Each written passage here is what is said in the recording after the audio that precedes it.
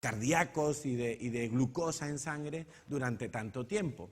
Por eso es solo algo puntual, algo momentáneo, para escapar de un peligro, para reaccionar frente a una situación difícil y poder escapar o poder salir airoso y victorioso de esa situación. Pero no es ese temor del que vamos a hablar hoy.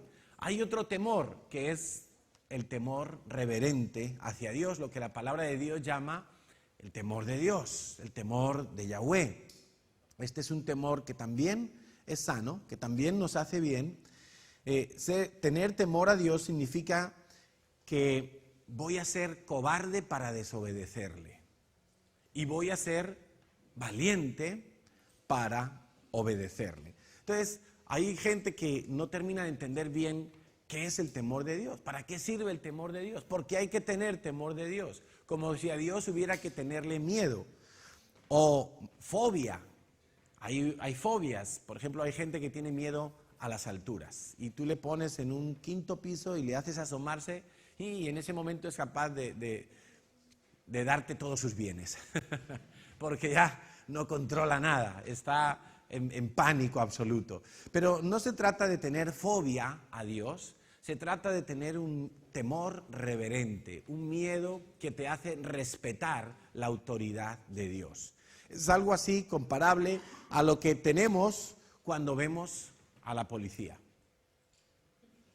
Entonces tú vas, los que somos conductores, cuando vamos por la carretera, a veces de repente los coches empiezan a frenar y uno dice, ¿pero qué pasa? ¿Qué pasa? ¡Pum! Había un coche de policía en la cuneta y no pasaba nada, nadie iba en exceso de velocidad, pero solo por ver el coche de policía todo el mundo frena, como diciendo, uy, cuidadín, aquí está la autoridad, aquí hay que andar con cuidado. Bueno, algo así, y no que tengamos miedo a la policía, ¿verdad? Porque en general a la policía no hay que tenerle miedo, hay que tenerle más bien respeto y saber que la policía está para perseguir a los malos. Recuerdo hace muchos años que íbamos al redil desde Madrid en una furgoneta y era un viernes por la mañana y en esa furgoneta llevábamos la carne que íbamos a consumir en el redil ese fin de semana para un congreso. Entonces yo iba con Pat, íbamos ahí en nuestra furgoneta, una furgoneta viejecita, la verdad, y ahí llevábamos toda la carne, acabábamos de comprarla en Mercamadrid y llevábamos un arcón congelador, pero sin electricidad, solamente para que se mantuviera lo más fresca posible allí. Y en mitad del camino, la furgoneta, ¡pum!, se estropeó. Y salió el aceite por los chorros del aire de aquí adelante, los que sirven para el aire acondicionado, pues por ahí salieron gotas de aceite que nos agujerearon todas las camisetas que llevábamos. Y el caso es que la furgoneta se murió. Se le estropeó el motor ahí y ahí se quedó, en la cuneta. Justo paramos debajo de un puente con la poquita velocidad que llevábamos para quedarnos en la sombra y ahí nos paramos. Y a todo esto pues ya llamamos a Quique, preocupados. Quique, la furgoneta se ha roto, esto tiene muy mala pinta, hay que hacer algo.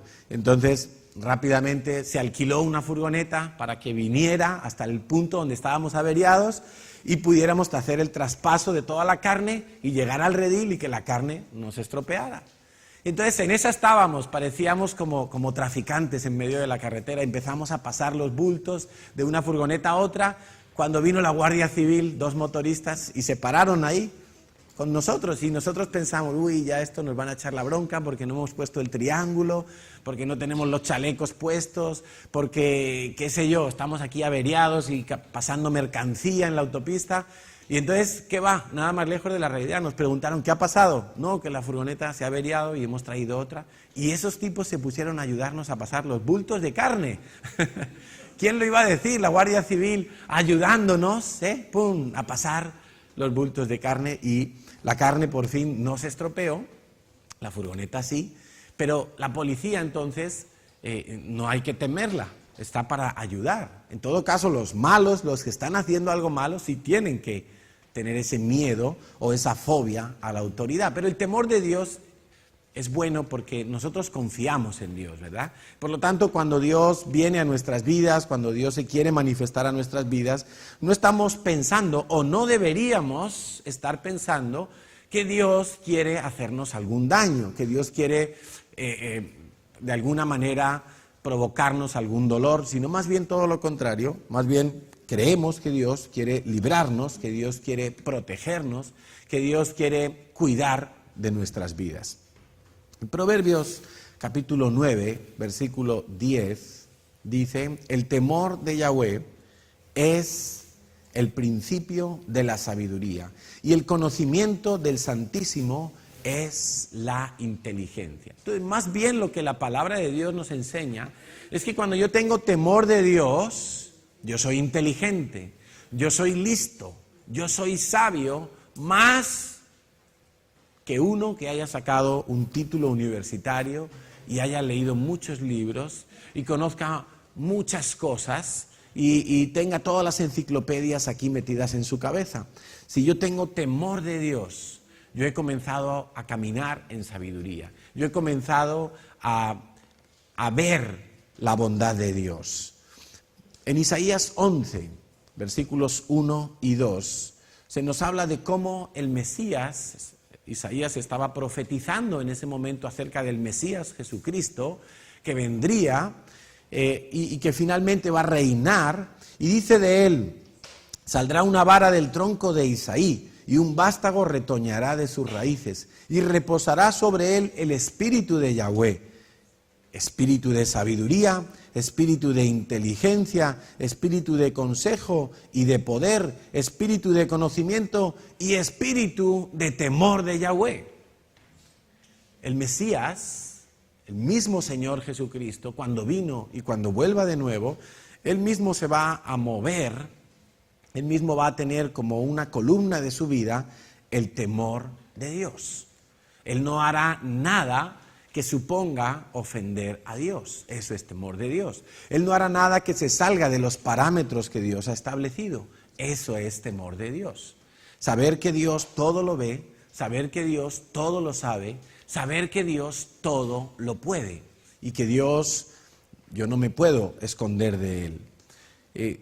Verdaderamente el temor de Dios puede aumentar en nuestras vidas. Dice que el temor de Dios es el principio de la sabiduría, pero yo puedo aumentar el temor de Dios en mi vida. En 1 de Tesalonicenses 5:20, 1 de Timoteo 5:20, Pablo le está diciendo a Timoteo, que era un pastor joven, Pablo le está diciendo a Timoteo que a los que persisten en pecar, él los debe de reprender delante de la congregación para que todos teman, para que todos tengan no miedo, no fobia a la autoridad o al regaño, sino para que todos tengan temor de Dios, para que todos sepan que hay consecuencias cuando uno persiste en pecar. Cuando yo personalmente, que he sido llamado por Dios a ser pastor y a estar, por lo tanto, en una posición que tiene algunos privilegios, pero que tiene sobre todo muchas obligaciones, y cuando yo veo algún pastor o me entero, oigo noticias de algún pastor que ha caído en un pecado de adulterio, en un pecado de fornicación, en un lío de faldas, en cualquier clase incluso de delito, pues a mí eso me duele mucho. Me produce varios sentimientos, me produce rabia, me produce dolor, pero también me produce temor de Dios. Porque digo, Señor, qué responsabilidad tan grande servirte a ti. Y yo no quiero que por mi causa tu nombre resulte manchado, tu nombre resulte despreciado por otros. A mí eso me produce temor de Dios. El temor de Dios, por lo tanto, es necesario en nuestras vidas y me ayuda a servir a Dios. Pero el temor de Dios no debe de ser la base de mi servicio a Dios. La base de mi servicio a Dios debe de ser la gratitud. Dice en Hebreos 12, 28 al 29, así que recibiendo nosotros un reino inconmovible, tengamos gratitud y mediante ella sirvamos a Dios, agradándole con temor y reverencia, porque nuestro Dios es fuego consumidor. Por lo tanto, necesitamos servir a Dios con temor, pero con una base de gratitud, con una base de agradecimiento. Señor, tú has hecho tanto por mí, tú me has dado tantos beneficios, tú has hecho una salvación tan grande en mi vida, que mi respuesta es, en gratitud, servirte a ti. Cuando una persona no ha conocido la gracia de Dios, el regalo de Dios de la salvación, esta persona puede estar sirviendo solamente por temor, sin gratitud. Ahí están, por ejemplo, los fariseos, los religiosos, que se esfuerzan por hacer cosas, pero con una motivación equivocada. Quizá ellos están pensando que si no lo hacen, Dios los va a castigar, Dios los va a desechar, Dios ya no los va a considerar. Y no es así. Realmente nosotros tenemos que servir con gratitud. Bueno, esto sirva de modo introductorio hasta aquí acerca de temores que son sanos, temores que necesitamos tener en nuestra vida, como es el temor natural, que viene ya de fábrica en nosotros para escapar de situaciones peligrosas, o como es el temor de Dios, que empieza en mi vida cuando yo por fe recibo a Jesucristo y creo entonces que Dios es el soberano, el Dios altísimo, el Dios que está por encima de todo y de todos, el Dios a quien no se le escapa ningún detalle. Y el Dios en quien decido confiar. Entonces, ¿cuándo el temor pasa a ser un problema? Vamos entonces al principio de la Biblia, porque todo tiene un principio, ¿verdad? En Génesis 3:9 encontramos el momento trágico en el cual Adán y Eva pecan contra Dios. Todos recordamos, ¿verdad?, que Dios les había dicho: de todo árbol podéis comer, menos de un árbol, el árbol del conocimiento, el árbol de la ciencia del bien y del mal. De ese árbol no podían comer. Y Satanás, con astucia, les engaña. Satanás viene y les cuenta un cuento, les dice una mentira muy bien armada, muy bien desarrollada, muy bien apoyada con argumentos, y ellos se lo creen y finalmente pecan. Y entonces, en Génesis 3, versículos 9 y 10, dice: mas Yahweh, Dios, llamó al hombre, a Adán, y le dijo: ¿dónde estás tú?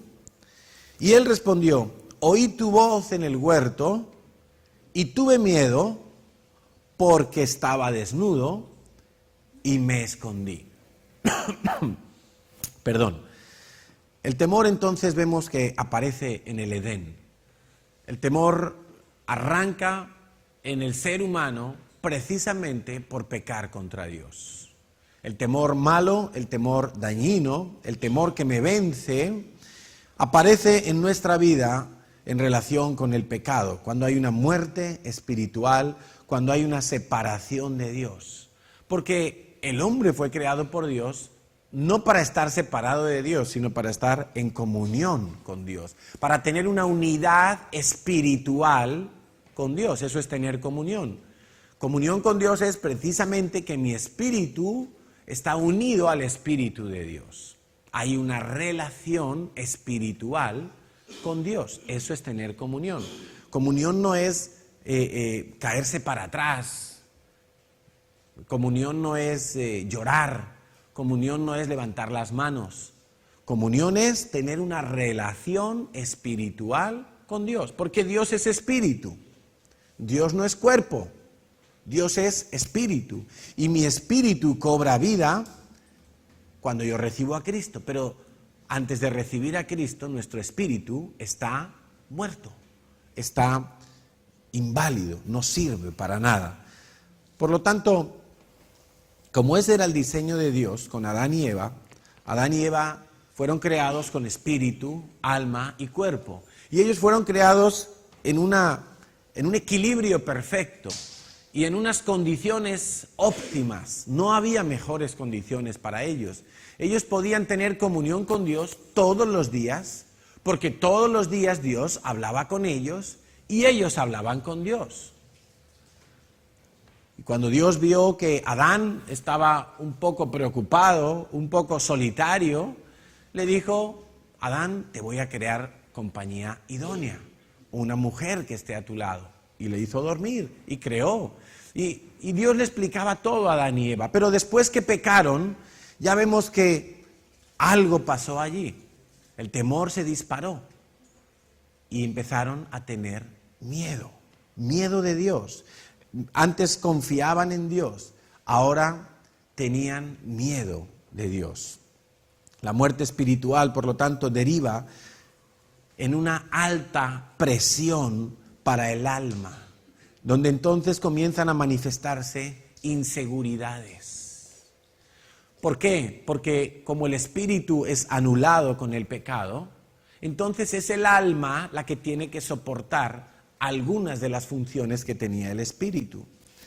Pero el espíritu lo hacía bien porque fue diseñado para eso, para tener comunión con Dios, para discernir entre el bien y el mal y tener clara ese funcionamiento, esa misión. Pero cuando el espíritu es anulado por el pecado, llega la muerte espiritual, reina la muerte, entonces el alma trata de hacer las funciones del espíritu y no puede ser. Es como implantarle un motor de una motocicleta a un coche. El coche camina, pero camina mal. El coche cuando necesita acelerar no tiene fuerza. El coche, si hace un viaje demasiado largo, el motor no resiste. Es lo mismo.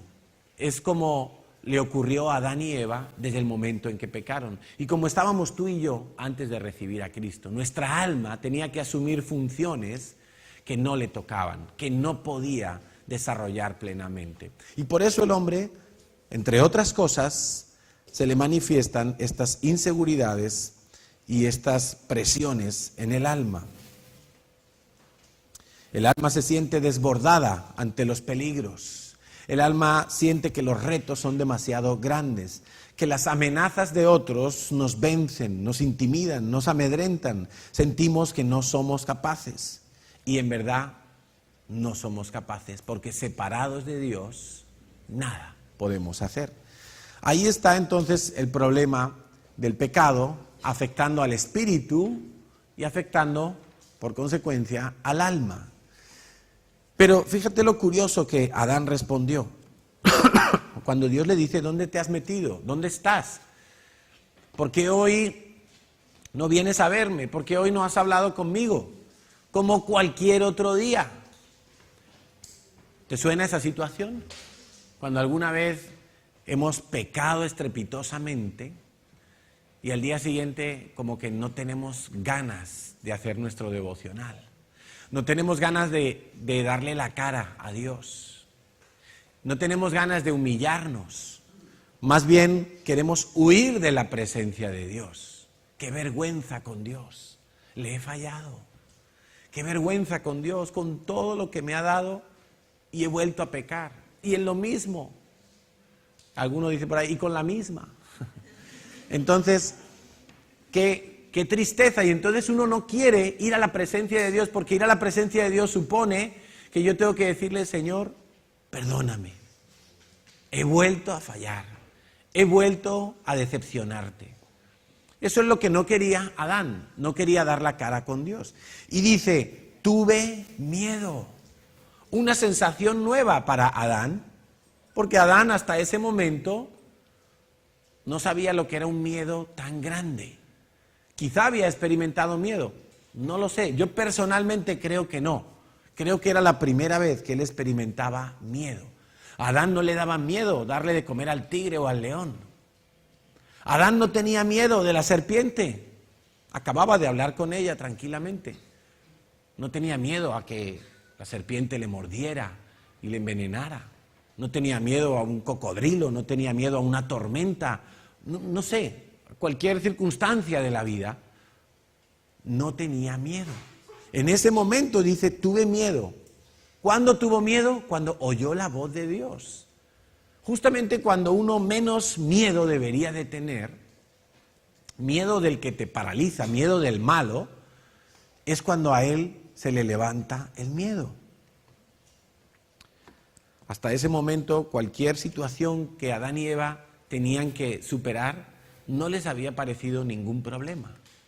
Si había algo que ellos no sabían hacer, ¿qué hacían? Se lo preguntaban a Dios. Si había alguna situación en la cual ellos no sabían cómo resolver, ellos le preguntaban a Dios. Pero en este momento ellos tuvieron miedo. El pecado acrecienta el temor malo, el temor dañino, el temor que me paraliza. Hasta ese momento Adán y Eva nunca habían tenido miedo, ahí tienen miedo, pero dice algo más, Adán y Eva, Adán no dice, yo tuve miedo porque pequé contra ti, que hubiera sido algo así como una confesión. Tuve miedo porque, Señor, he desobedecido lo que tú me habías dicho. No, Adán dice, tuve miedo porque estaba desnudo. Ahora, ¿acaso Adán y Eva no estaban desnudos desde el momento de la creación? Dios los creó desnudos y desnudos vivían. Amancio Ortega no tendría el imperio que tiene hoy en el Edén, porque no vendería ni una camiseta, ni un vestido, ni un pantalón. Adán y Eva siempre vivieron desnudos. ¿Por qué ahora Adán dice, tuve miedo porque estaba desnudo? ¿La desnudez acaso le produjo miedo? ¿Sabes por qué tuvo miedo? Porque ahora veía con su propia perspectiva. Ya no veía con los ojos de Dios, ya no tenía comunión con Dios. Como el alma empezó a filtrar lo que era bueno y lo que era malo, el alma dijo, la desnudez es mala. El alma de él no sabía discernir correctamente el bien y el mal. Cuando él espiritualmente estaba vivo y en comunión con Dios, Dios le dijo, la desnudez no es mala. Puedes contemplar a tu esposa desnuda y eso no es malo. Pero él, cuando tuvo que empezar a vivir sin su área espiritual y el alma tenía que soportarlo todo, el alma no pudo ni siquiera distinguir algo que Dios había dicho que era bueno. Es como si a un ordenador le borraran parte del software. Y entonces, cuando tú le das al ratón, aquello no hace nada. Y tú dices, ¿pero qué pasa aquí? Si antes funcionaba. Pero si yo toda la vida le daba ahí a ese botón y entonces se imprimía. Pero ahora le doy y no hace nada. Algo se desinstaló por allí dentro. Aparentemente todo sigue igual, las teclas están en su sitio, el ratón se mueve, pero ya no funciona. Entonces, en el hombre es algo parecido. El área espiritual queda anulada, ya no distingo bien con los ojos de Dios, sino que empiezo a mirar con mis ojos, y mis ojos no son los de Dios. ¿Os acordáis en el redil, el pastor Holland nos decía que tenemos que aprender a mirar a los cielos para desde allí mirar a la tierra? Y mirar con los ojos de Dios. Y ver todas las cosas como Dios las ve. No verlas a mi manera, no verlas desde mi posición limitada, sino verlas desde lo alto. ¿Desde dónde se ve mejor un partido de fútbol? ¿Desde el terreno de juego o desde el palco? Desde el palco, ¿verdad? Desde el palco uno ve todos los jugadores, dónde hay un hueco, dónde está el pase. Pero desde el terreno de juego uno no se entera de mucho. Entonces Dios nos diseñó para mirar con sus ojos, para que estando en comunión con Él pudiéramos ver las cosas como Él las ve. Al pecar nosotros quedamos fuera de esa visión, quedamos fuera de esa mirada. Cuando vemos como Dios, cuando Dios gobierna, todo es más fácil. Cuando vemos desde nuestra posición, cualquier problema, cualquier enemigo se ve muy grande, definitivamente. ¿Tú crees que el Everest es una montaña alta para Dios? Dios está por encima del Everest. ¿Tú crees que las nubes están muy altas para Dios? ¿Crees que Marte está demasiado lejano para Dios? El hombre está diciendo, no, en el 2030 quizá lleguemos a Marte, quizá se pueda mandar una nave espacial, quizá se pueda vivir allí. Para Dios eso es tan sencillo. Dios puso a Marte donde está. Dios puso cada planeta en su sitio. Cuando tú miras con los ojos de Dios, los problemas, los gigantes, las amenazas se van a comenzar a ver pequeñas. Pero si miro con mis ojos, las montañas se ven mucho más altas que yo. Las dificultades me van a empezar a atemorizar. Cuando yo pretendo ser el Señor de mi vida, voy a encontrarme con que muchas cosas no tienen solución, con que muchas cosas no les hallo salida ni respuesta. Voy a ver que no puedo con todos los problemas. ¿Por qué? Porque mi alma tiene un límite. Pero si yo estoy en comunión con Dios, mi espíritu no tendrá límites, porque Dios no tiene límites. Perdón. Dice más, Adán dice, tuve miedo porque estaba desnudo, ni siquiera dice la verdad. El miedo no era por estar desnudo. Estar desnudo es algo que de repente él empezó a ver como malo, como peligroso, como ofensivo hacia Dios. Él tuvo miedo porque había pecado, pero el resultado fue que él se escondió de la presencia de Dios. Y quiero pedirte que subrayes esa palabra en tu Biblia, me escondí. Grábatela también en tu mente y en tu corazón, porque eso es algo que se va a reproducir como un patrón cada vez que hay miedo. El miedo hace que escondamos muchas cosas. La cobardía hace que entierres lo que Dios te ha dado. Dios le había dado a Adán y Eva una preciosa comunión con Él y ellos se escondieron de la presencia de Dios. Algo que parece terrible. Por ejemplo, el rey David, una de sus oraciones, en uno de sus salmos decía, Señor, yo te pido una cosa, que todos los días pueda estar yo en tu presencia. Que todos los días pueda yo entrar a tu santuario y adorarte y estar contigo. Y sin embargo, Adán se escondió de la presencia de Dios. Cuando la cobardía reina en nuestra vida, nosotros vamos a escondernos.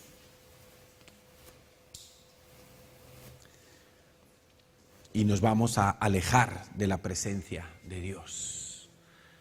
Ahora yo te preguntaría en esta mañana, ¿cómo está tu comunión con Dios? ¿Cómo está tu tiempo devocional con Dios? ¿A qué se debe la inconstancia en el devocional? ¿A qué se debe la inconstancia en acudir a la presencia de Dios? Y no quiero que mires el devocional como algo, como una carga. Lejos esté de mi intención poner una carga a vuestra vida. Más bien quiero motivaros y estimularos a que venzáis los miedos, a que venzáis la cobardía, a que venzáis esa tendencia a esconderse de Dios, identificando que lo que me hace esconderme de Dios es el pecado. Quizá es un pecado de pereza, quizá es un pecado de inmundicia sexual, quizá es un pecado de resentimiento, quizá es que yo he estado murmurando. Cualquier pecado, quizá es que miento a todas horas y cuando voy a orar digo, pero ¿cómo me voy a presentar yo delante de Dios? Quizá mi pecado es una adicción, una atadura. Por cierto, hay un librito muy cortito, lo vamos a enviar esta semana por email, es un PDF de 20 páginas o así, se lee muy rápido, es como un relato, una novela de 20 páginas, 20 minutos se tarda en leer, para los que están luchando con adicciones. Y precisamente en ese relato, escrito por Jacobo Bock, de una forma de verdad maestra, expresa muy bien, ilustra muy bien lo que una persona atada, en este caso por la pornografía, lo que una persona así siente. Es un libro que pueden leer tanto los hombres como las mujeres, porque se puede aplicar a todas las adicciones. Una de las cosas que hace el estar atado a un pecado, sea el que sea, es precisamente que tú te escondes de Dios y empiezas a ser un fariseo. Vienes a la iglesia porque hay que cumplir. Quizá lees la Biblia porque hay que cumplir, que de alguna manera Dios vea que me esfuerzo. Pero no hay un arrepentimiento, sobre todo no hay una libertad en Cristo. Entonces, uno se esconde de la presencia de Dios. Porque la persona que está atada, llega un momento que se siente tan sucia y tan culpable, el espíritu fariseo y el espíritu de culpa le señalan tanto que dice, yo ya no puedo presentarme delante de Dios. Y les pasa justamente como a Adán y a Eva, que se esconden. Que se esconden porque la desnudez de su alma ya les parece peligrosa, ya no confían en Dios, ya no creen que puedan libremente acudir a la presencia de Dios. Por eso yo te pregunto, ¿cómo está tu tiempo devocional? No tu cuaderno de devocionales, no lo que tú le tienes que enseñar a tu líder de célula todas las semanas para que él te ayude a ser constante. No para que te controle, para que te ayude a ser constante. ¿Cómo está tu tiempo devocional? ¿Tú eres de los que se esconde de Dios o tú eres de los que viene a Dios? ¿Tú eres de los que huye de la presencia de Dios? ¿A dónde huiré?, decía el salmista. En verdad no podemos huir, pero a veces tratamos de huir como Jonás, venga en dirección contraria, como si Dios no nos fuera a encontrar aunque nos vayamos al último rincón de nuestra casa. ¿Cómo está tu tiempo devocional? ¿Está bien? ¿Estás huyendo de Dios o estás regresando a Dios? He visto mucha gente que precisamente cuando pecan, su reacción es huir. Pretendiendo huir de Dios, lo que hacen es huir de la iglesia, huir de sus pastores, porque piensan que de esa manera se pueden esconder de Dios. Y no es así, se esconden de mí quizá. Se esconden de sus amigos cristianos, se esconden de otros que son hijos de Dios, pero de Dios no se pueden esconder. Y entonces empiezan en ese círculo vicioso de fariseísmo, de culpabilidad, de vivir en tinieblas. Leeros ese relato, yo me comprometo a enviarlo esta semana. No voy a decir esta noche, no vaya a ser que se me olvide. Lo vamos a enviar por email y os animo de verdad a que lo leáis, para que veáis cómo trabaja el diablo en nuestra vida. Precisamente la semilla que puso Satanás con Adán y Eva fue esa desconfianza hacia Dios. Y esa desconfianza era la que les llevó a huir, a esconderse de Dios. Tuve miedo, te oí hablar y tuve miedo y me escondí. ¿Cuántas cosas has escondido por miedo? ¿Cuántos talentos, cuántos dones has escondido por miedo a Dios? O por miedo, simplemente por tener temor, por tener inseguridades, por tener miedos en tu vida. El matrimonio, empresas, ministerios, estudios, ¿cuántas cosas no hemos hecho por miedo? No vaya a ser que me salga mal, no vaya a ser que no esté preparado, no vaya a ser que Dios no me apoye en esto. Y entonces hemos escondido y hemos guardado los talentos de Dios. Pero hay algo trágico que ocurre cuando nosotros actuamos de esa manera. Y quiero pedirte que me acompañes a Mateo capítulo 25. Esta es una de las parábolas, para mí, más dolorosas de la Biblia.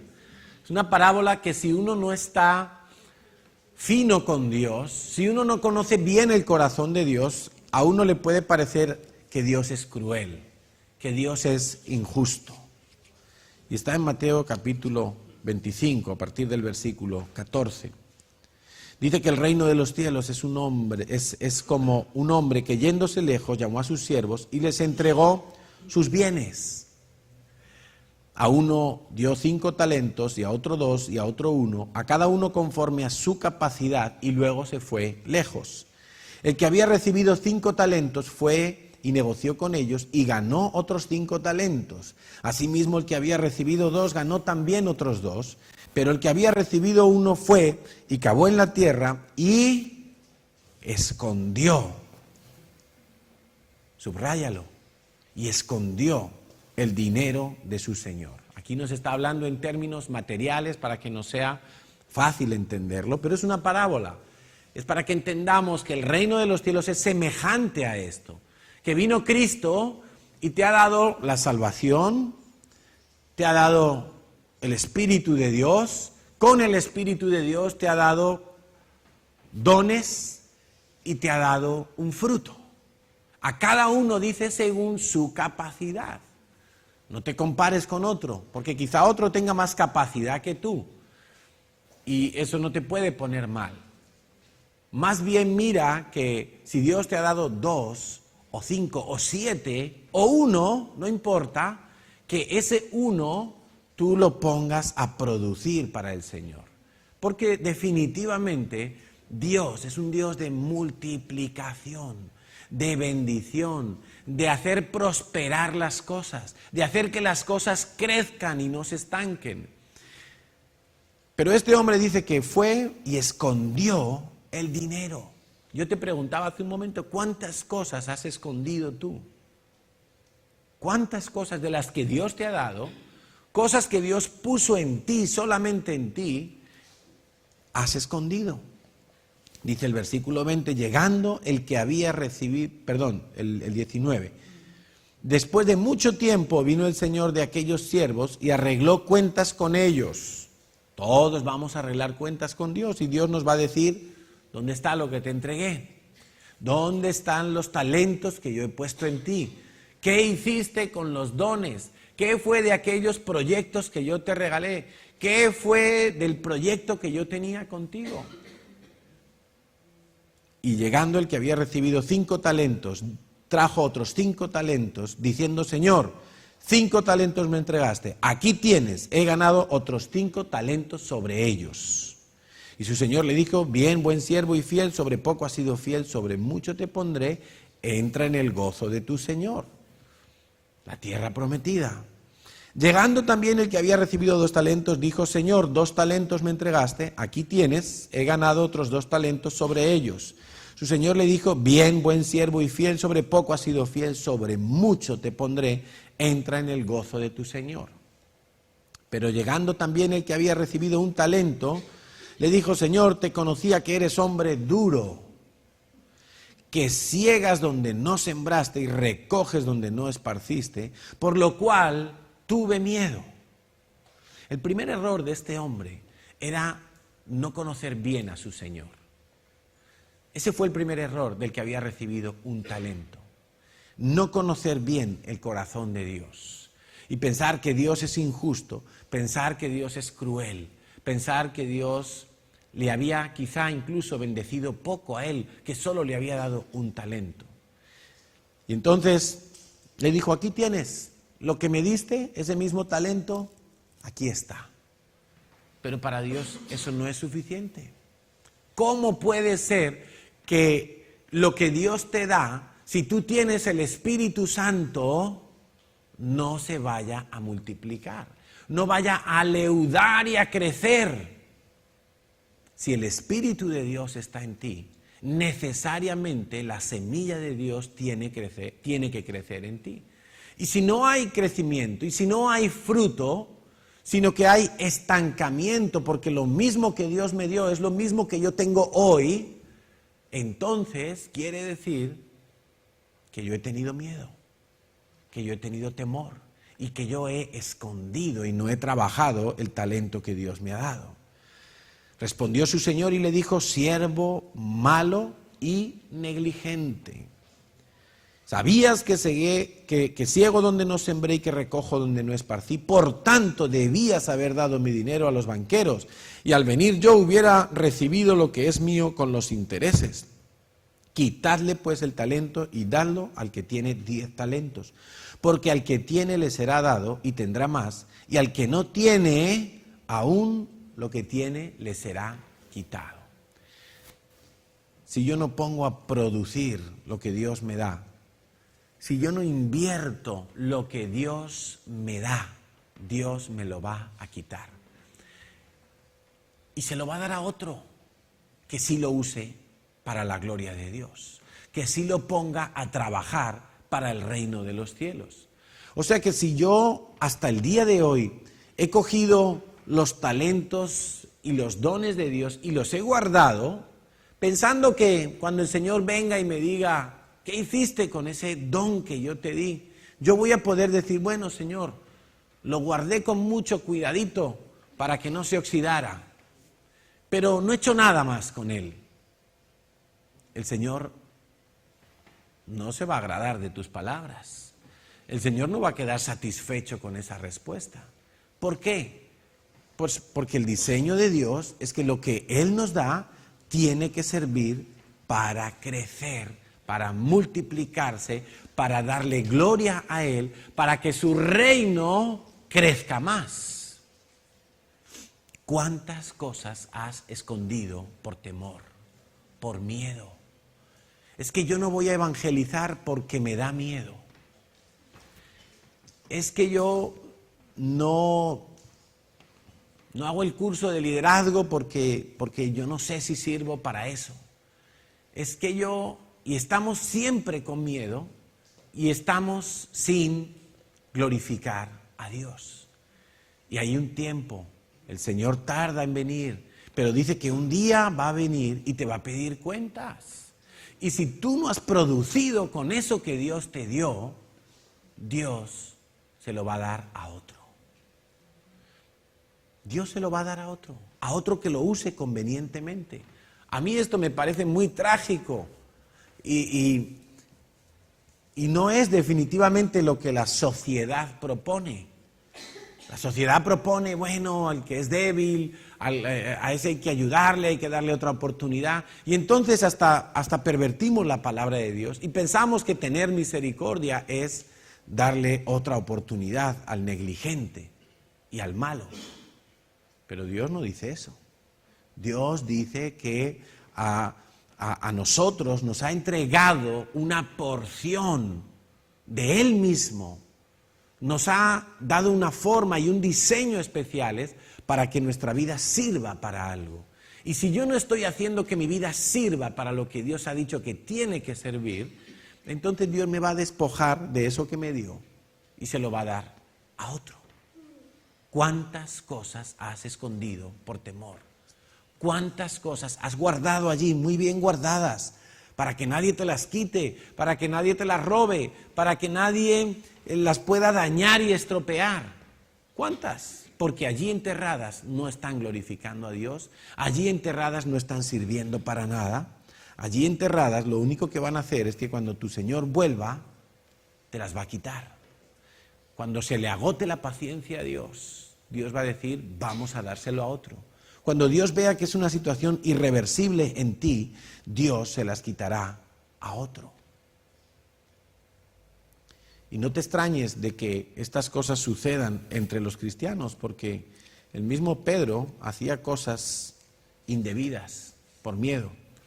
Y no hablo de antes de ser revestido del Espíritu Santo, hablo incluso después de ser revestido del Espíritu Santo.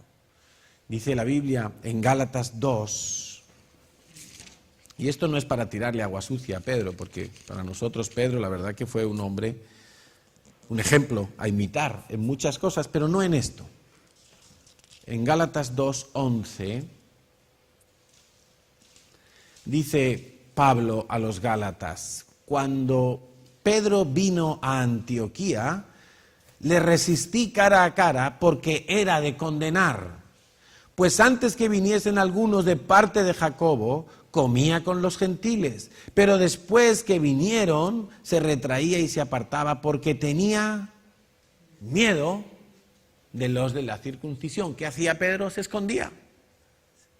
Se retraía y se apartaba, se escondía. Dice en el 13, y en su simulación participaban también los otros judíos, de tal manera que aún Bernabé fue también arrastrado por la hipocresía de ellos. En un momento dado, Pedro tuvo más temor del hombre que temor de Dios. Y eso era de condenar, eso era de corregir. Y Pablo se armó de valor y le dijo, oye Pedro, lo que tú estás haciendo no está bien. ¿Por qué cuando vienen los fariseos, tú ya no te juntas con los gentiles? Eres un hipócrita. Eso no puede ser así. Deja de tener miedo de la gente. Deja de tener miedo de lo que te puedan hacer ellos, porque Dios está de tu lado. En 2 de Timoteo 1 también encontramos algo interesante acerca de el miedo. 2 de Timoteo 1. ¿Tenéis Biblia o no tenéis Biblia? Yo no oigo ninguna, 2 de Timoteo 1, versículo 6. Por lo cual te aconsejo, Pablo le está diciendo a Timoteo, por lo cual te aconsejo que avives el fuego del don de Dios que está en ti por la imposición de mis manos. ¿Qué le está diciendo Pablo? Timoteo, no escondas el don. No vayas a enterrarlo, pensando que si lo usas te puede pasar algo malo, o que si lo usas vas a tener que renunciar a muchas cosas para vivir agradando a Dios. Más bien le dice, Timoteo, aviva el don que Dios ha puesto en ti a través de la imposición de mis manos. Timoteo, esfuérzate en poner a producir ese don que Dios ha puesto en ti. No vaya a ser que te dé la tentación de esconder el don, porque por si alguno no lo sabía o pensaba que era de otra manera, cuando tú tienes que poner a trabajar tu don, significa que tienes que dejar de vivir para ti mismo. Cuando tú tienes que poner a trabajar el don o los dones que Dios ha puesto en ti, significa que ya no hay horarios, ya no hay televisión, a lo mejor tienes el don de la intercesión, y Dios te despierta de madrugada para que ores y ya no tiene otra opción. Ya tienes que ponerte a orar, porque para eso te dio Dios el don. Para eso te dio Dios esa sensibilidad de escuchar su voz y de sentir cargas por situaciones de otras personas para que intercedas por ellos. Y si no lo haces, tranquilo, Dios te dejará dormir, pero le quitará el don y se lo dará a otro. Y a lo mejor ni siquiera duermes, a lo mejor vas a tener pesadillas, a lo mejor no duermes tranquilo o no duermes toda la noche, a lo mejor el vecino se pone la música en alto y no te deja ni dormir, quién sabe. Pero le dice Pablo a Timoteo, aviva el don, ponlo a producir, trabaja con el don, esfuérzate con el don. No dejes que se oxide, no lo escondas, no tengas miedo de trabajar con el don. Y dice algo que puedes subrayar también en tu Biblia, porque no nos ha dado Dios espíritu de cobardía, sino de poder, de amor y de dominio propio. Por tanto, no te avergüences, no tengas miedo, no te escondas, no huyas en dirección contraria.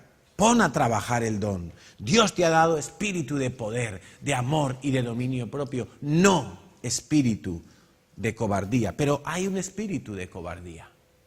No viene de Dios, viene del diablo, viene directamente del enemigo. Y ese espíritu de cobardía también puede operar en nosotros si nosotros no nos llenamos del poder de Dios, no nos llenamos del Espíritu de Dios.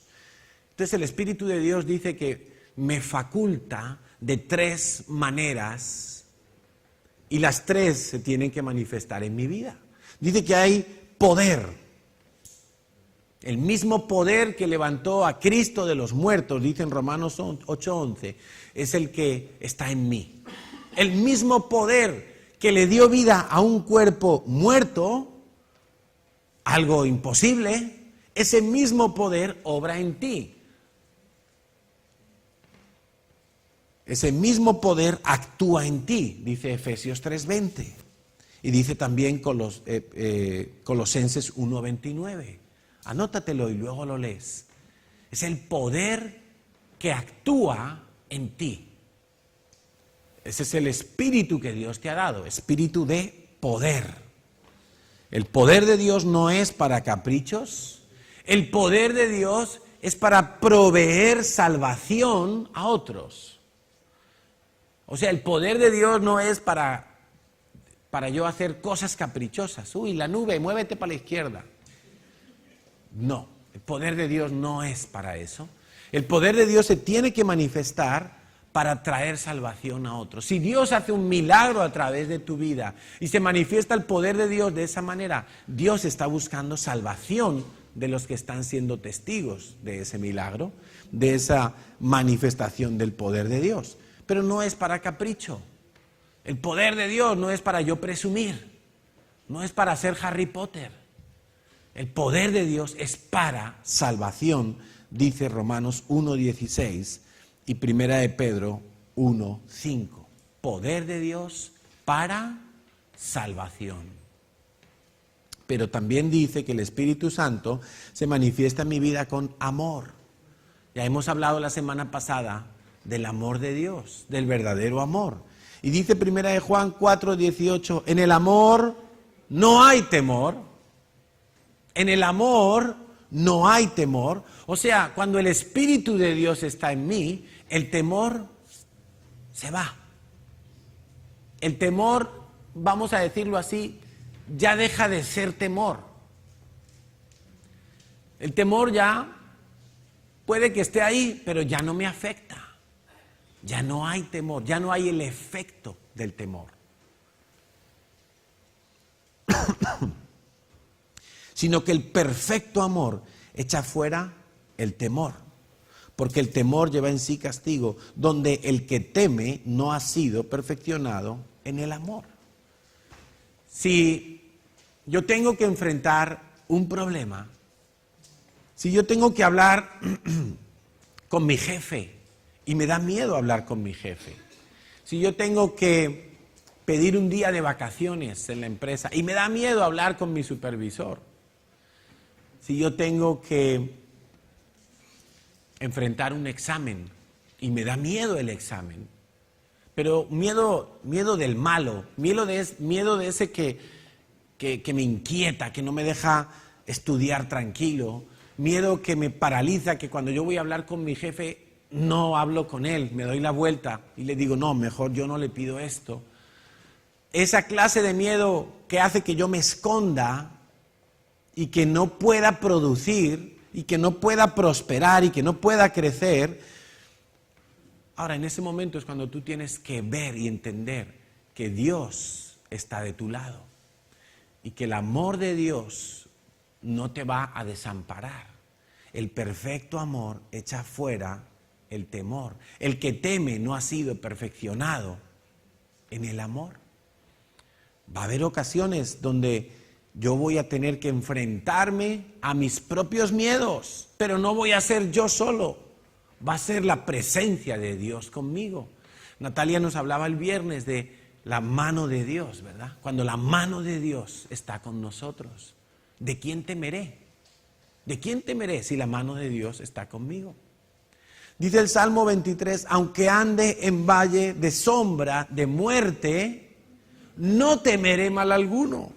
Ahora, hay ocasiones donde vamos a pasar por el valle de sombra de muerte, donde pensamos que esa sombra ya nos va a alcanzar a nosotros también, donde pensamos que, Señor, esto es muy difícil, yo no puedo con esto, soy incapaz, y uno piensa de esa manera, pero cuando uno recuerda que la mano de Dios está con uno, no he de temer ningún mal. No he de temer ningún mal. Dice la oración modelo del Señor Jesucristo, Señor, líbrame de todo mal. Pero líbrame de todo mal no es que yo no voy a tener que atravesar ninguna situación peligrosa. Es más bien que, aunque tenga que atravesar una situación peligrosa, Dios me va a librar. No va a dejar que las aguas me ahoguen. Dios echará un bote salvavidas, Dios echará una cuerda para que me agarre. Algo hará Dios, aunque las aguas se suban y parezca que me ahogo y la situación me supere. En el perfecto amor no hay temor. ¿Cuál es el perfecto amor? El perfecto amor es cuando uno confía plenamente en Dios. Yo confío en el amor de Dios. El amor de Dios, como veíamos la semana pasada, todo lo sufre, todo lo espera, todo lo soporta. Así es Dios con nosotros. Dios nunca me va a dejar tirado. Dios nunca me va a desamparar. Dios nunca va a incumplir sus promesas. Dios nunca me va a dejar solo. Y aun si Dios me deja solo y oigo el rugido del león cerca de mí, tranquilo, en algún momento Dios va a aparecer y el león tendrá que huir. En algún momento. Por eso el perfecto amor, el amor de Dios, en ese amor no puede haber temor. Ahora, si yo experimento un temor tan grande que ya he dejado de confiar en Dios y entonces yo me pienso cómo salir de la situación sin contar con Dios, entonces yo no he sido aún perfeccionado en el amor. Entonces yo estoy desconfiando de Dios y me estoy buscando mi propia solución a mi manera. ¿Qué le pasó al rey Saúl? Le dijo el profeta Samuel: espérame 7 días y ofreceré holocausto a Dios. Y él esperó 6,9 días. En el último minuto, él se precipitó y dijo: como no venías, como el pueblo me estaba desertando, y ya empezó él a tener miedo. Si el pueblo se me va, ¿con quién voy a luchar yo contra los filisteos? Si la gente se me va, ¿a mí quién me va a defender? ¿Estás viendo cómo actúa el temor? El temor, cuando aumenta tanto, llega un momento que hace que tú ya no confíes en Dios, ya no ves la respuesta de Dios, ya no crees que Dios va a llegar a tiempo, ya crees que Dios ha fallado a su palabra, ya encuentras que es mejor que tú lo hagas a que lo haga Dios. Y entonces sales corriendo y quizá en un momento tú solventes una situación, pero no has glorificado a Dios, no has dejado el nombre de Dios en alto, has dejado a Dios como si Dios hubiera fallado. Y Dios va a corregir eso en ti. A Saúl le costó el trono, a Saúl le costó el puesto. Porque cuando tú no usas lo que Dios te da para su gloria, Dios te lo quita y se lo da a otro. Y Dios le dijo a Saúl: me he buscado uno conforme a mi corazón y te he quitado el reino y se lo he dado a él. Qué triste, ¿verdad? A veces pareciera que Dios es como demasiado estricto, demasiado exigente, pero piénsalo de otra manera. Dios te ha dado tanto a ti que Dios te va a exigir una respuesta que le glorifique a Él. Que no menosprecies lo que Dios te ha dado, que no minusvalores el poder que Dios ha puesto en ti, la autoridad que Dios ha puesto en ti, los dones que Dios ha puesto en ti. Porque qué pena, pero hay muchos hijos de Dios que van por la vida mostrando una imagen de Dios tan pequeña, un poder de Dios tan pequeño, tan limitado, que no se corresponde con lo que Dios es, que no se corresponde con lo que Dios quiere mostrar a través de nuestras vidas. Y dice que nos ha dado también espíritu de dominio propio, espíritu de poder, espíritu de amor y espíritu de dominio propio. El dominio propio, ¿para qué sirve? ¿Cómo trabaja el Espíritu Santo, el espíritu de dominio propio en mi vida? Trabaja formando el carácter de Cristo en mí. En estos días hablábamos de Justin Bieber. ¿Visteis que salió en El Hormiguero o no? ¿No lo visteis? Estabais orando. Justin Bieber fue al Hormiguero, al programa de televisión, y también fue a la radio. Y entonces en la radio el tipo se enfadó, se levantó de la entrevista y sin despedirse no volvió. Y así estaba como enfadado, de mala gana, ¿no? Entonces, hablábamos que qué pena, pero tener un talento musical como él tiene, que ha sido capaz de producir tanta música que el mundo admira y tanto dinero que ha generado siendo tan joven, pero que falta de dominio propio, que por una pregunta incómoda o porque simplemente no le apetecía estar en ese momento ahí, quería irse al hotel, pues el tipo es capaz de dejar todo tirado, ¿no? Y también en El Hormiguero, pues estuvo como serio, apagado, incluso borde por ratos, ¿no? Le preguntaban algo y él era así, no. O sea, se supone que está en un programa para promocionar su música, para vender imagen, pues la verdad que quedó fatal. Entonces, el Espíritu Santo trabaja en nosotros para formar nuestro dominio propio, para poder reaccionar adecuadamente en cada circunstancia. Para mí esto tiene que ver con lo que dice el Salmo 1. En estos días leía el Salmo 1 y me maravillaba descubrir que el hombre bienaventurado, el que medita en la palabra de Dios de día y de noche, que no se aparta de ella, dice que será como árbol plantado junto a corrientes de aguas, que da su fruto, ¿cuándo? En su tiempo. Es decir, que en todo tiempo lo que se requiera de esa persona lo va a producir. ¿Te das cuenta? Lo que significa estar plantado junto a corrientes de agua, lo que significa meditar en la ley de Dios, significa que cada vez que yo me encuentre bajo presión, no va a ser mi alma la que responda, va a ser mi espíritu. Y entonces yo voy a tener un fruto adecuado a cada circunstancia. Cuando me insulten, no voy a devolver una ofensa. Cuando me hagan daño, no voy a responder con venganza, sino que voy a dar el fruto en su tiempo. Voy a ser misericordioso, voy a ser pacífico, voy a ser perdonador, etcétera, etcétera, etcétera. Voy a tener el fruto adecuado en cada tiempo. Eso es dominio propio.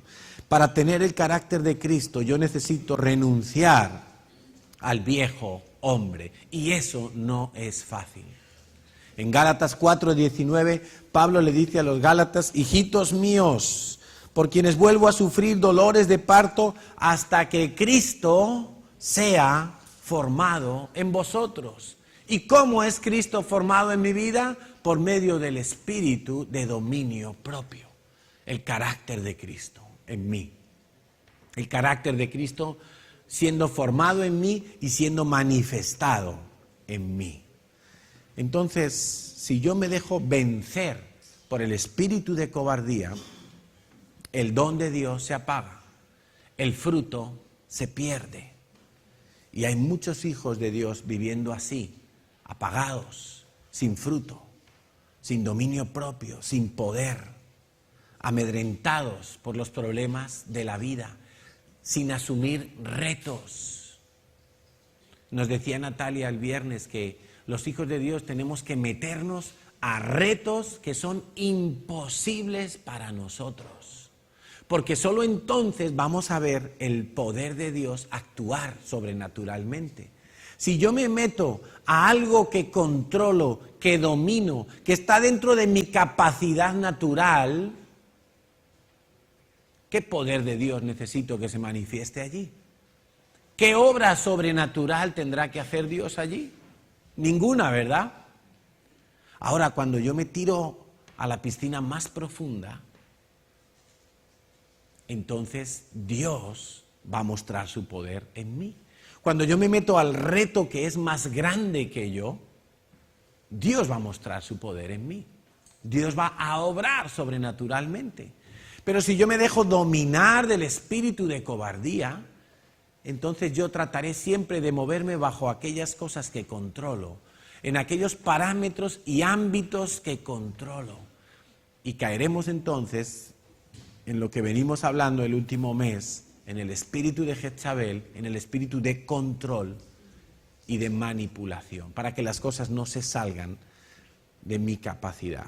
Y mientras los músicos suben, vamos a responder a la pregunta de, entonces, ¿cómo venzo el temor? ¿Cómo venzo el temor? Pues te voy a decir algo, no tienes que vencer el temor. ¿Sabes por qué? Porque Cristo ya lo venció por ti. Esas son las buenas nuevas para ti en esta mañana. Juan 16:33, el Señor le dice a sus discípulos, estas cosas os he hablado para que en mí tengáis paz. En el mundo tendréis aflicción, pero confiad, yo he vencido al mundo. Yo he vencido al mundo.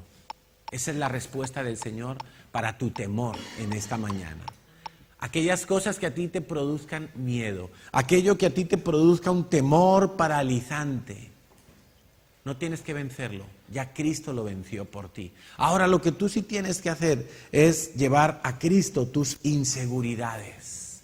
¿Qué cosas te producen inseguridad? Esas son las que tienes que llevar a los pies de Cristo. Igual que tu pecado lo confiesas y lo llevas a los pies de Cristo, nos dice la carta de Hebreos que nosotros debemos despojarnos de todo peso. En Hebreos 12 dice que despojémonos de todo peso y de todo pecado que nos asedia. Ese peso, entre otras cosas, son mis inseguridades. Yo no puedo caminar con inseguridades.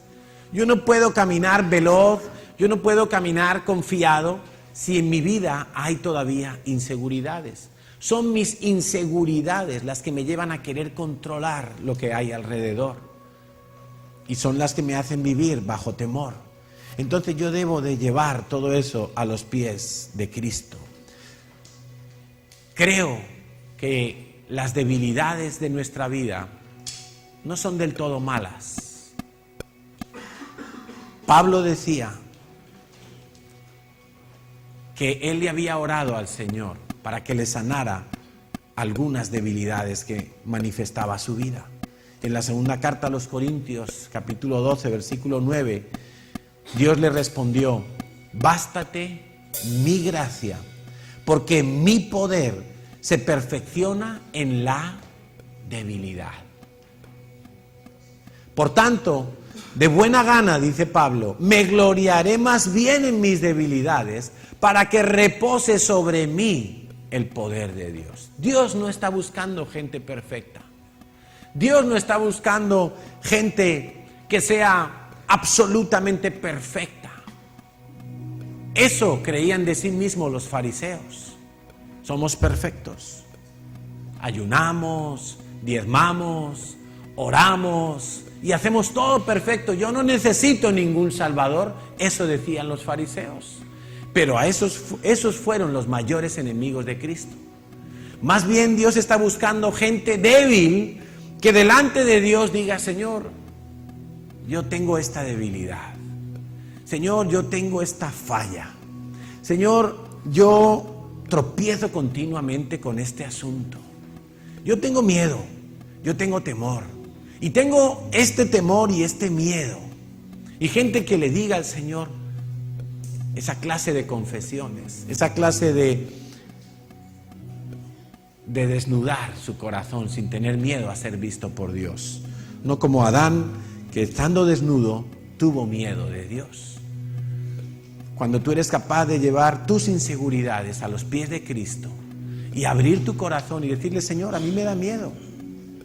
Tengo debilidades, tengo flaquezas, tengo temores. ¿Cuáles son esos temores? ¿Cuáles son esas cosas que te producen inseguridad? ¿Es tu físico? ¿Es tu raza? ¿Es tu experiencia? ¿Es tu formación? ¿Son tus fracasos anteriores? ¿Es la falta de recursos? ¿Es una atadura, un pecado? ¿Es tu cónyuge? ¿Qué es lo que te han dicho antiguamente? Tú no vales, tú no sirves. Quizá eso quedó grabado allí en tu mente. El diablo consiguió desactivar el fruto de tu vida con frases de ese tipo. Tú no sirves para nada, tú no vas a lograr nada. Más bien, sé valiente. Dios te ha dado espíritu de poder, de amor y de dominio propio. Ese mismo espíritu estaba en Josué cuando Dios le llamó para liderar la conquista de la tierra prometida. Pero el Espíritu Santo no lo iba a hacer todo. Dios le dijo a Josué: esfuérzate y sé valiente. Esfuérzate y sé valiente. También Pablo le decía a Timoteo: esfuérzate en la gracia que te ha sido dada.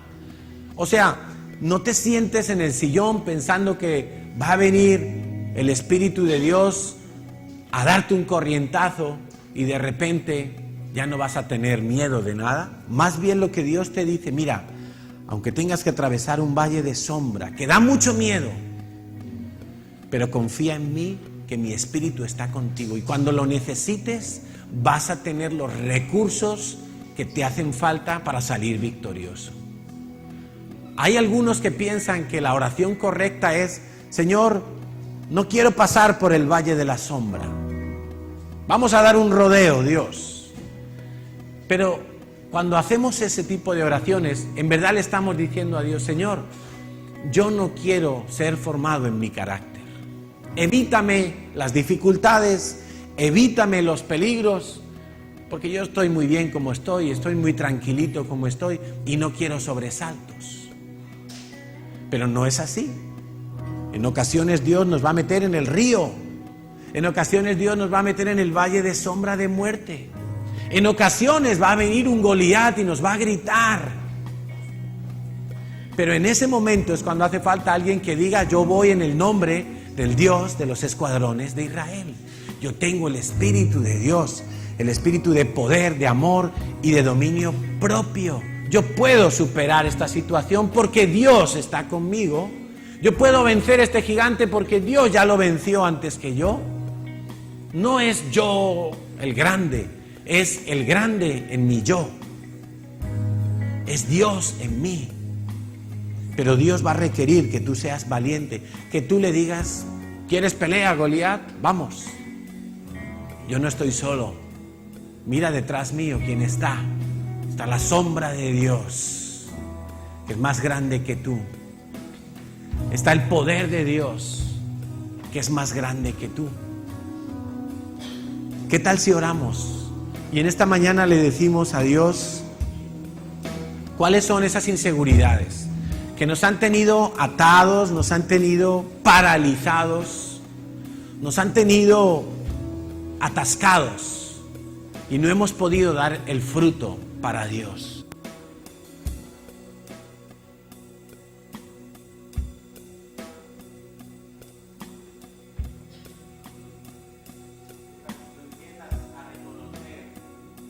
Que esas inseguridades han sido un problema. Quizá las has escondido también, pensando que podrías tapar la causa de tu situación. Quizá algún pecado te ha llevado a esconderte de Dios. Quizá una atadura ha sido la que ha derribado por tierra tu fe, tus expectativas con Dios. Ha interrumpido tu comunión con Dios. Dile: Señor, hoy vengo a ti. Hoy quiero desnudar mi alma y desnudar mi corazón en tu presencia, Señor. Hoy en el nombre de Jesús atamos todo espíritu de temor en este lugar. Todo espíritu de cobardía lo atamos en el nombre de Jesús y lo echamos fuera. No tienes lugar con nosotros. Hoy creemos lo que dice tu palabra, Señor, que tú a mí me has dado espíritu de poder, de amor y de dominio propio.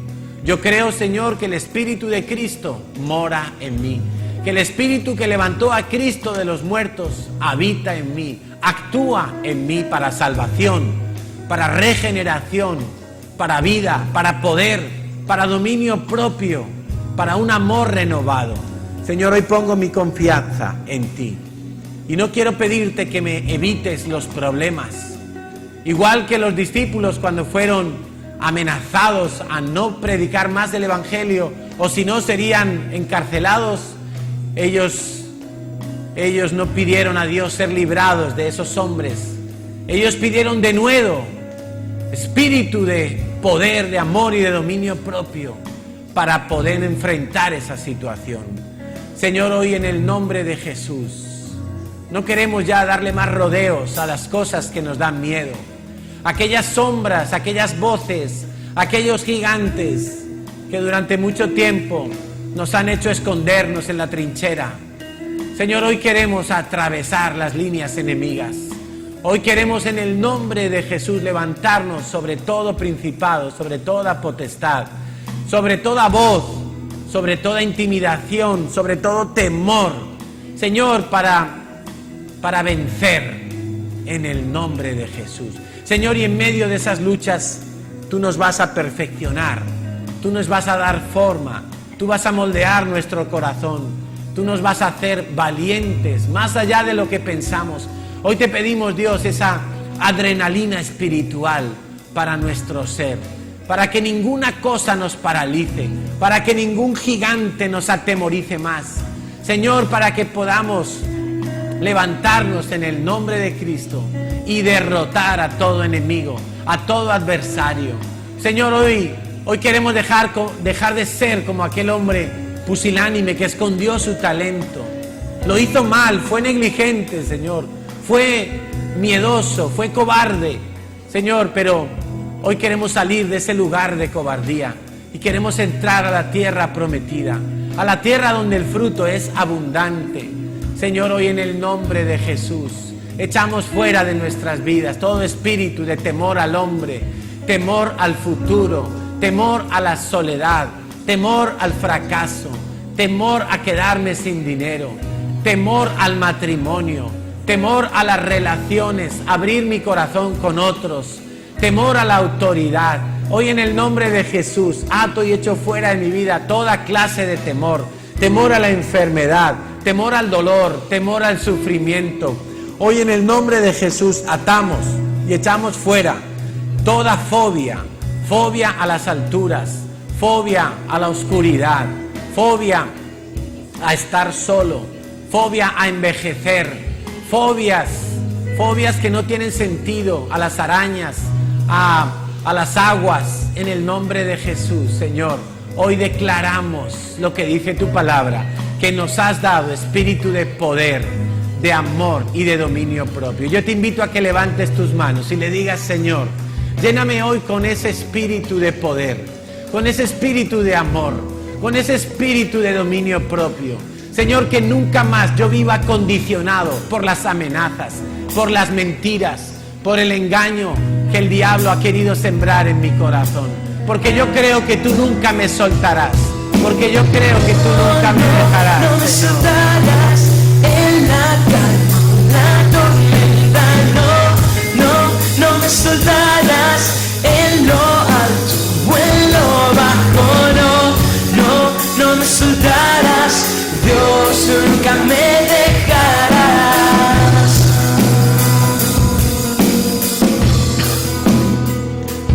Y aunque yo esté en el valle de la muerte y dolor, tu amor me quita todo temor. Vamos, cántaselo al Señor.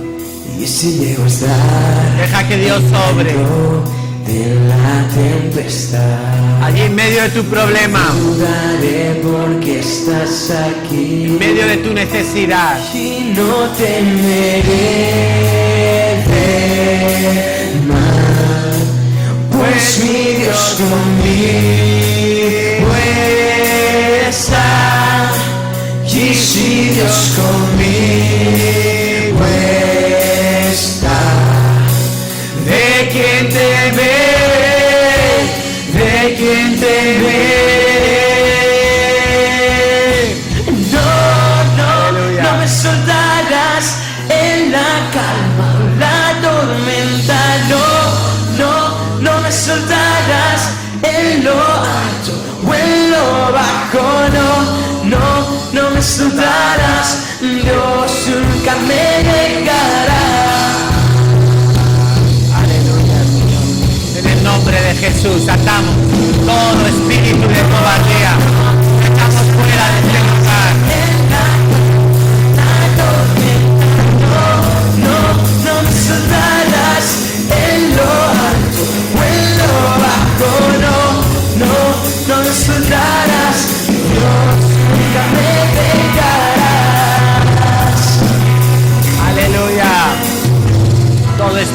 de temor se va de este lugar.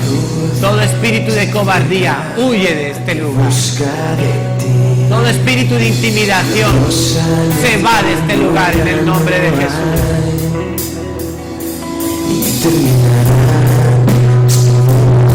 La falta de amor en este momento es suplida por la presencia del Padre. Y no temeré mal, pues mi Dios conmigo está. Y si Dios conmigo está, ¿de quién temeré? ¿De quién temeré?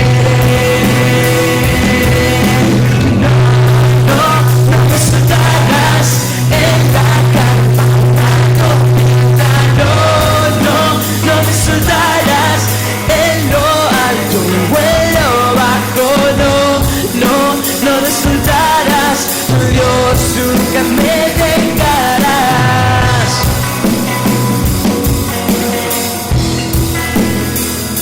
Todo temor en el nombre de Jesús, todo temor a fallarle a Dios, a no dar la talla para Dios, en el nombre de Jesús te vas de este lugar. Te echamos fuera de este lugar. Todo espíritu de intimidación que te dice no puedes lograrlo, no lo conseguirás, en el nombre de Jesús te atamos. Espíritu de mentira, te vas de este lugar. Todo espíritu y toda fobia, en el nombre de Jesús, se sana en esta hora. Toda fobia se sana en esta hora, en el nombre de Jesús. Yo te pido que vengas, Espíritu de Dios, a llenar los vacíos de nuestra vida, a llenar aquellas áreas de nuestra vida donde hay faltantes que nos han hecho experimentar inseguridad, que nos han hecho creer que debajo de nosotros no había un fundamento inconmovible. En el nombre de Jesús te pido, Señor, que tú llenes los vacíos de nuestro corazón, que tú nos permitas ser perfeccionados en tu amor. Señor, hoy ponemos nuestra confianza en Cristo Jesús.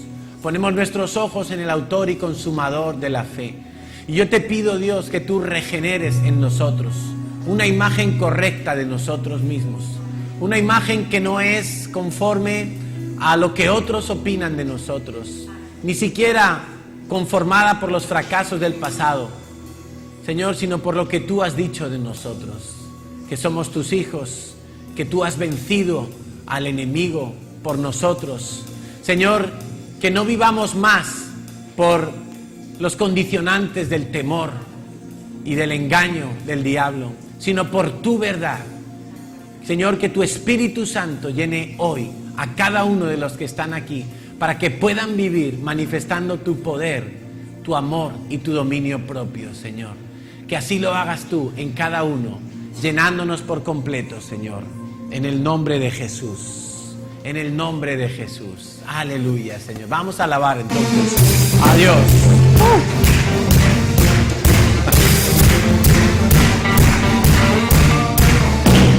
Aleluya.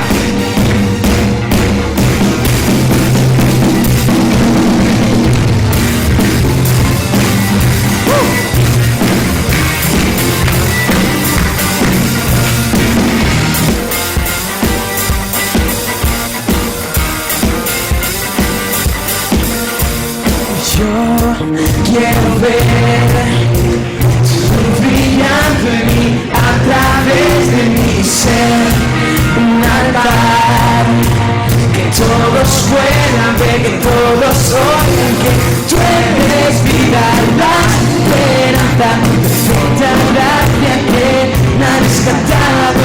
Tú eres vida, la esperanza, perfecta gracia que me ha rescatado.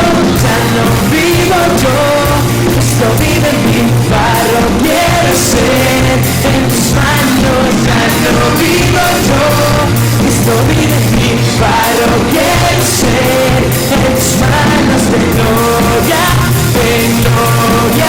te veo, Dios, de gloria en gloria, transformado soy.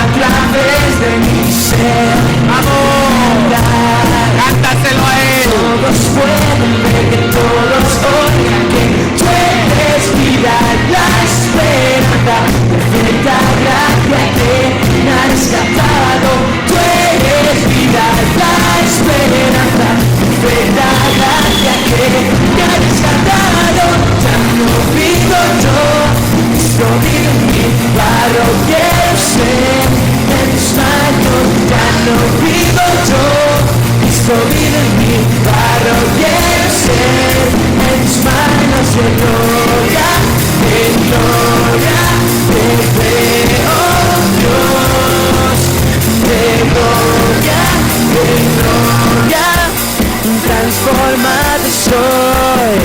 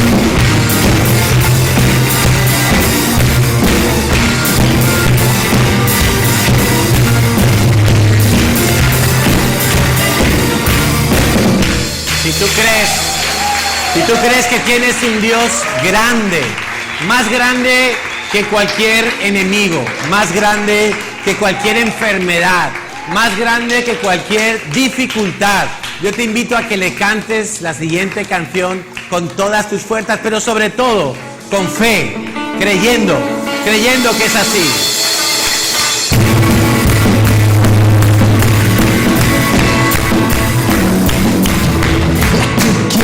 Al escuchar la voz que te cantó el querido, aquellos muros derribaste. Tú quien abriste al mar y nos libramos del faraón, abriendo el camino de la salvación. Sigue siendo el mismo Dios, el mismo poder, el mismo amor que sostiene la creación. Dios de la entiende que si estás contigo, si escala del enemigo, no es mucho más. Dios de la está mi fe y estoy tranquilo, tú controlas mi destino, tú nunca me dejarás.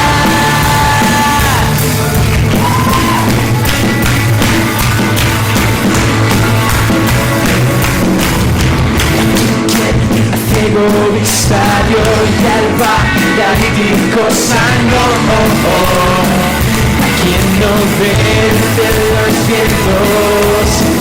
Tú quien dio la historia en dos y quien su muerte vida dio.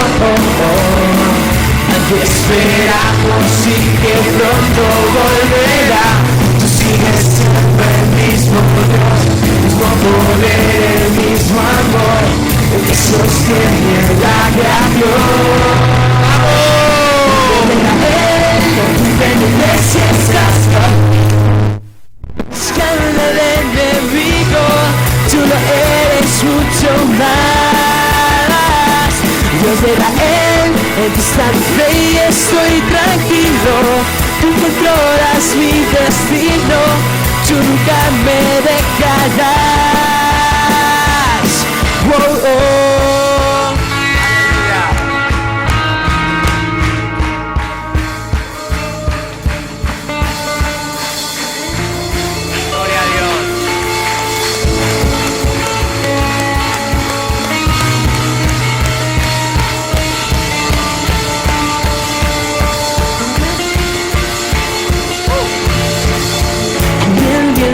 Ni la tempestad podrá mi fe de ti quitar.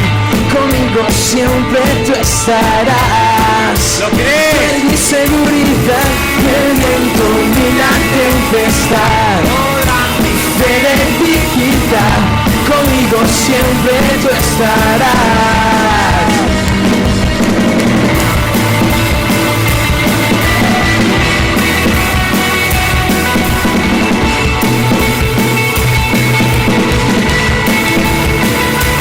Dios me da Él, en ti está mi fe y estoy tranquilo. Tú controlas mi destino, tú nunca me dejarás.